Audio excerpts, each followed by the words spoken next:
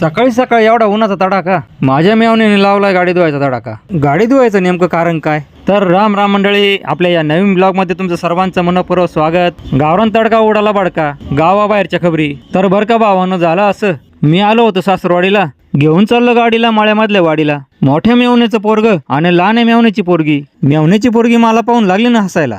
सासूबाईच्या वावराकडे जायचा रस्ता असा इंटरनॅशनल होता। तर भावांनो, तुम्ही का व्हिडिओ स्किप करू नका, व्हिडिओ शेवटपर्यंत नक्की बघा। सासूबाईने बाकी भारी सोय करून ठेवली, त्यांच्या वावरात जायला अजिबात रस्ता नव्हता। मग काय भावांनो, वावरात जायला रस्ता करून घेतला। मी तुमच्याशी बोलता बोलता पोहोचलो ना शेड जवळ, तेवढ्यात माझं लक्ष सासूबाईकडे गेलं। सासूबाईचं वावरामध्ये काहीतरी काम चालू होतं। मी फार जवळ गेल्यावर मला समजलं वावरामध्ये पाईपलाईनचं काम चालू होतं। तेवढ्यात माझी नजर विष्णूकडे गेली, तो हातपाय धुत बसला होता। विष्णूने आंबे तोडून आंब्यांच्या गोण्या भरून ठेवल्या होत्या, त्यांनी त्या गोण्या मला गाडीत टाकून दिल्या। मग काय, मी त्या आंब्याच्या गोण्या घरी आणून टाकल्या, गाडीतून गोण्या खाली काढल्या, मेवणं बिलागल्या ना गाडी धुवायला। त्याला धुऊ द्या गाडी, तुम्हाला दाखवतो सासरवाडी। चला मग या दारात नेतो तुम्हाला घरात। हा बघा हॉल, इथून या दारातून गेल्यावर दिसतंय किचन। भावानं, तुम्हाला कसं काय वाटलं घर, सांगा मला तुम्ही लवकर। मित्रांनो, तुम्हाला व्हिडिओ कसा काय वाटला कमेंट बॉक्स मध्ये नक्की सांगा। व्हिडिओ लाईक करा, शेअर करा। आपण पुन्हा भेटू नवीन व्हिडिओ मध्ये, नवीन ठिकाणी। श्री स्वामी समर्थ, जय जय स्वामी समर्थ।